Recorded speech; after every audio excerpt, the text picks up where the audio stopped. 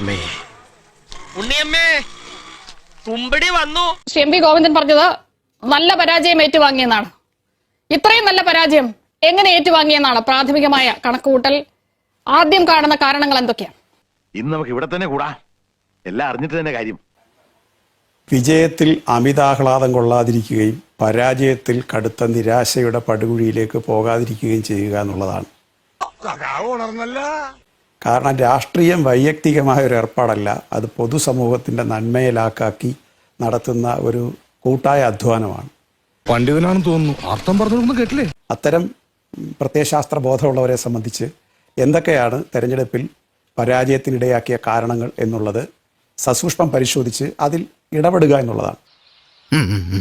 ഇപ്പോൾ നിഷ തന്നെ ഇവിടെ ഒളിച്ചു കടത്താൻ ശ്രമിച്ച ഒരു കാര്യമുണ്ട് ആമുഖ പ്രഭാഷണത്തിൽ, മാസപ്പടി. നിഷ അതൊക്കെ തിരുത്തേണ്ടതാണ്. കാരണം നിങ്ങളുടെ ചാനലാണ് മാസപ്പടി എന്നതിന് പേര് കൊടുത്തത്. ഒരു മാറ്റവും ഇല്ലല്ലോ. സുപ്രീം കോടതി പോയിട്ട് ആ കേസുമായിട്ട് പോയ ആളിനെ ശിക്ഷിക്കണോ ഇറങ്ങിപ്പോണോന്നാണ് ചോദിച്ചത്. 10 ലക്ഷം രൂപ ശിക്ഷ ഇപ്പൊ തരും ഇവിടുന്ന് ഇറങ്ങിപ്പോയില്ലെങ്കിൽ എന്ന് പറഞ്ഞാണ് കോൺഗ്രസ് നേതാവിനെ സുപ്രീം കോടതി പറഞ്ഞത്. പട്ടിയുടെ വാല് പന്തിരാണ്ട് കാലം കൊള്ളിട്ടിട്ട് എന്താ കാര്യം? പട്ടിക്ക് കൂടി തോന്നണ്ടേ അത് നിവർത്തിയെടുക്കണോന്ന്? കഷ്ടം. ഇപ്പോഴും മുഖ്യമന്ത്രിയുടെ മകൾക്ക് എന്തിനാണ് കരിമണൽ കമ്പനി പണം കൊടുത്തത് എന്നുള്ളതിന് ഇപ്പോഴും വ്യക്തമായ ഒരു ഉത്തരം കൊടുക്കാൻ പാർട്ടിക്ക് കഴിഞ്ഞിട്ടുണ്ടോ? ആ കേസേ അല്ല, മാത്യു കുഴൽനാടന്റെ കേസിനെ കുറിച്ചാണ് പറയുന്നതെങ്കിൽ മുഖ്യമന്ത്രി മകൾക്കെതിരായിട്ടുള്ള അന്വേഷണം തീർന്നിട്ടില്ല. സുപ്രീം കോടതി പോയ കേസ് അത് തന്നെയാണ്. അല്ല, നിഷ സമ്മതിക്കില്ലെന്ന് എനിക്കറിയാം, കാരണം നിങ്ങളാണല്ലോ അതിനകത്ത് ഒരു കക്ഷി. സുപ്രീം കോടതി പോയ കേസ് അതുൾപ്പെടെയാണ്. അത് അങ്ങനെ ഒരു മാസപ്പടി എന്നൊരു ഹെഡിങ് തന്നെ അതിന് കൊടുക്കുന്നത് അനുചിതമാണ്. അത് അനുചിതമാണ്. നിങ്ങൾ കക്ഷിയാണ് മാസപ്പടി എന്ന അപരനാമധേയം കൊടുത്ത് നിങ്ങളാണല്ലോ മാസപ്പടി എന്ന പേര് കൊടുത്തതിന്. എന്റെ പൊന്നു വായി എന്നെ കുഴപ്പിക്കരുത്. മുഖ്യമന്ത്രിയുടെ മകൾക്ക് കരിമണൽ കമ്പനി പണം നൽകിയത് മാസപ്പടിയാണോ നിഷ? നിങ്ങൾ കേരളം 2-3 കൊല്ലം ചർച്ച ചെയ്തതാണ്. നിങ്ങൾ ഈ സമയത്ത് അത് കൊണ്ടിട്ട് നമ്മൾ അത്തരം ഒരു ചർച്ചയിലേക്ക് ഞാൻ കടക്കുന്നില്ല. ഞാൻ സുബോധത്തോടുകൂടി തന്നെ സംസാരിക്കുന്നത്. കാരണം 2-3 കൊല്ലമായി രാഷ്ട്രീയ ചർച്ച നടത്തിയ ഒരു വിഷയത്തെ നമ്മൾ ഈ തെരഞ്ഞെടുപ്പിന്റെ പരാജയത്തിൽ അല്ലെങ്കിൽ വിജയത്തിൽ കൊണ്ടുവച്ച് ചർച്ച ചെയ്യേണ്ട കാര്യമില്ല. അതിരിക്കട്ടെ, ഇതൊരു നടക്ക് പോണ മാതിരില്ല.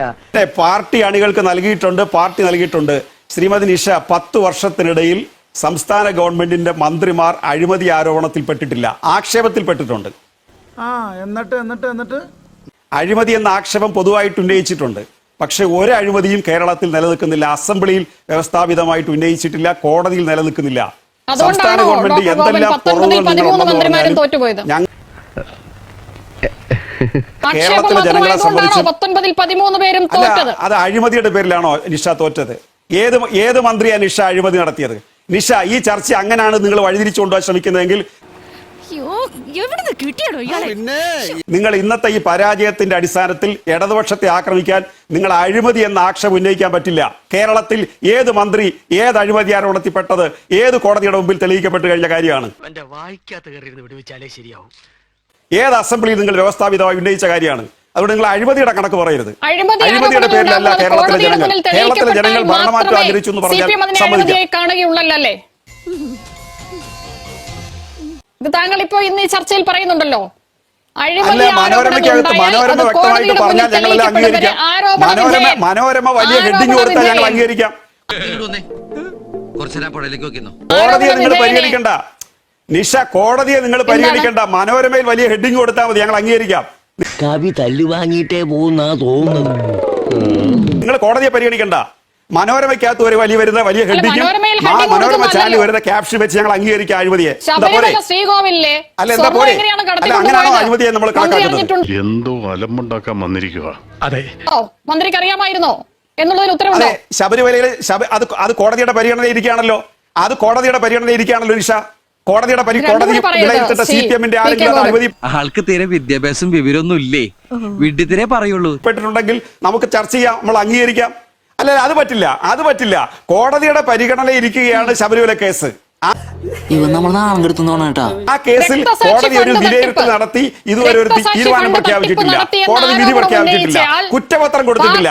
ശ്രീമതി നിഷ കുറ്റപത്രം കൊടുത്തിട്ടില്ല. നിങ്ങൾ അത് അംഗീകരിക്കുമോ? ഞാനെതിരെ ഒന്നും ഈ ഇലക്ഷൻ സമയത്ത് ചുമ്മാ നിഷ ഈ ഇലക്ഷന്റെ ഡേറ്റിൽ ഞാൻ പ്രവർത്തനങ്ങളെല്ലാം ന്യായീകരിക്കാമെന്ന ആളല്ല. എന്റെ വേളാങ്കണ്ണി മാതാവേ, ഇവന് കുറച്ചു ബുദ്ധി ഉണ്ടായിരുന്നെങ്കിൽ മന്ദബുദ്ധി എന്നെങ്കിലും വിളിക്കായിരുന്നു. അതും ഇല്ലാതായി. ഞങ്ങൾ പരാജയം അംഗീകരിച്ച ആളുകളാണ്. അല്ല, ഞങ്ങൾ പരാജയം അംഗീകരിച്ച ആളുകളാണ്. പക്ഷെ നിങ്ങൾ ശബരിമല കേസിൽ CPM പ്രതിയായിട്ട് വരുമ്പോ CPM നിലപാട് ശരിയല്ലേ? ഇങ്ങനെയാണെങ്കിൽ ഞാൻ കളിക്കല്ല, ഞാൻ നേരെ ചിറാപുഞ്ചിയിൽ പോയി മണം വിൽക്കാൻ പോണു. അല്ലല്ലോ, നിയമസഭയിൽ വ്യവസ്ഥാപിതമായിട്ട് ഉന്നയിച്ചിട്ടുണ്ടോ ശ്രീമതി നിഷ? നിയമസഭ ഒരു പരിരക്ഷയുള്ള ഒരു സ്ഥലമാണല്ലോ, അവിടെ വ്യവസ്ഥാപിതമായിട്ട് ഉന്നയിച്ചിട്ടുണ്ടോ? പുറത്ത് പത്രസമ്മേളനത്തിൽ പറഞ്ഞിട്ടുണ്ട്, ആക്ഷേപം ഉന്നയിച്ചിട്ടുണ്ട്. ശബരിമല കേസ് ബഹുമാനപ്പെട്ട ഹൈക്കോടതിയുടെ പരിഗണനയിരിക്കുകയാണ്, കുറ്റപത്രം പോലും കൊടുത്തിട്ടില്ല. അപ്പോഴേ നിങ്ങൾ ശരിയാണ്, ഇലക്ഷൻ പ്രചരണം നടത്തിയിട്ടുണ്ട്. കുറച്ചാളുകൾ അതിൽ വീണ്ടും കാണും, ഞാനത് തെറ്റാണെന്ന് പറയുന്നില്ല.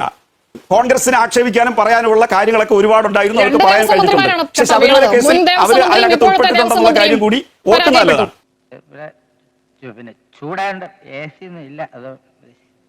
മന്ത്രിമാർ പലരും പരാജയപ്പെട്ടു, ഇടതുപക്ഷം നന്നായിട്ട് തോറ്റു. ആ തോൽവിയെ ഞങ്ങൾ അംഗീകരിക്കുന്നു. വിജയിച്ചവരെ ഞങ്ങൾ ബഹുമാനിക്കുന്നു. ഞങ്ങൾ തിരുത്തേണ്ടത് തിരുത്തും. ഞങ്ങൾ പ്രതിപക്ഷത്തിരുന്ന് പ്രവർത്തിക്കും. ഭയങ്കരം തന്നെ. പക്ഷേ 2021 99 സീറ്റ് ഞങ്ങൾക്ക് കിട്ടി. ഞങ്ങൾ വലിയ മികച്ച വിജയം കരസ്ഥമാക്കിയിട്ട് UDF തകർന്നു പോയ ഇവിടെ. ഇപ്പൊ UDF മികച്ച വിജയം കരസ്ഥമാക്കി ജയിച്ചല്ലോ. അപ്പൊ പ്രതിപക്ഷത്തിരുന്നുകൊണ്ട് ഞങ്ങൾ പ്രവർത്തിക്കും. അതുകൊണ്ട് ഞങ്ങളൊക്കെ തകർന്നു പോയി, തറ്റുപോയി എന്നുള്ള ധാരണ ഞങ്ങൾക്കില്ല. തറ്റുപോയി തകർന്നു പോയി ഞങ്ങൾക്ക് ധാരണയുണ്ടായാൽ ഞങ്ങൾ അത് വ്യക്തിപരമായിട്ട് എടുക്കുന്ന പ്രശ്നമായിട്ട് അങ്ങനെയല്ല. ആർക്കും ഒരു തർക്കവുമില്ല. എനിക്ക് മനസ്സിലാകാത്ത, അദ്ദേഹം ചികിത്സയ്ക്കായി പലതവണ അമേരിക്ക പോലെ ഇത്രയും യാത്ര ചെയ്യേണ്ട സ്ഥലത്ത് പോയി വരുന്നു, ഗൾഫ് രാജ്യങ്ങളിൽ പര്യടനം നടത്തുന്നു, കുടുംബത്തോടൊപ്പം വിദേശ പര്യടനം നടത്തുന്നു. ഈ സമയത്തൊക്കെ അദ്ദേഹത്തിന് യാത്രയ്ക്ക് ബുദ്ധിമുട്ടുണ്ടായിരുന്നില്ല. പക്ഷേ BJPക്കെതിരെ പോരാടാൻ മറ്റ് സംസ്ഥാനങ്ങളിലേക്ക് യാത്ര ചെയ്യാൻ പറ്റില്ലേ എന്ന് ചോദിച്ചാൽ ആരോഗ്യ പ്രശ്നം. അങ്ങനെയാണോ? ഉത്തരം പറ. അല്ല, നിഷയ്ക്ക് അസുഖം വന്നു കഴിഞ്ഞാൽ നിഷ ഹോസ്പിറ്റലിൽ പോകത്തില്ല അല്ലേ? ആരോഗ്യ പ്രശ്നം ഉള്ളതുകൊണ്ട് നിഷ ആശുപത്രിയിലേക്ക് പോവില്ല. എന്തൊരു വിദണ്ഡവാദമാണ് വൈകുന്നേരം നടത്തുന്നത്. അദ്ദേഹം അമേരിക്കയിൽ അദ്ദേഹം ചികിത്സയ്ക്ക് പോകുന്നത് എന്തിനാണ്? നിങ്ങളൊരു മനുഷ്യപ്പറ്റോടുകൂടിയൊക്കെ വർത്തമാനം പറ. എന്ത് രോഗമാണ് അദ്ദേഹത്തിന്? അല്ലല്ല, അമേരിക്കയിൽ ചികിത്സയ്ക്ക് പോകുന്നതിനൊന്നും ഒരു തെറ്റില്ല. പക്ഷെ അങ്ങനെ പോകുന്ന മുഖ്യമന്ത്രിക്ക് അത്രയും യാത്ര ചെയ്യാൻ പറ്റുന്ന മുഖ്യമന്ത്രിക്ക് നിങ്ങൾ നോർത്ത് ഇന്ത്യയിൽ പോയ ഉടനെ നോർത്ത് ഇന്ത്യയിൽ ഇലക്ഷൻ BJPക്കെതിരെ മാത്രമാണ് നിങ്ങൾ കണക്കാക്കുന്നത്. രാജ്യത്തെ ഏക കമ്മ്യൂണിസ്റ്റ് മുഖ്യമന്ത്രിക്ക് പ്രചാരണത്തിന് പോകാൻ കഴിയില്ല, ബംഗാളിലടക്കം എന്ന് പറഞ്ഞാൽ എനിക്ക് മനസ്സിലാവുന്നില്ല. അതുകൊണ്ട് ചോദിച്ചതാ. ഇനി ഒരു നിമിഷം ഞാൻ ഇവിടെ നിൽക്കില്ല, ഞാൻ അകത്ത് പോയി കിടക്കാൻ പോകുന്നു. തൽക്കാലം ഇത്രയും മതി, വരട്ടെ.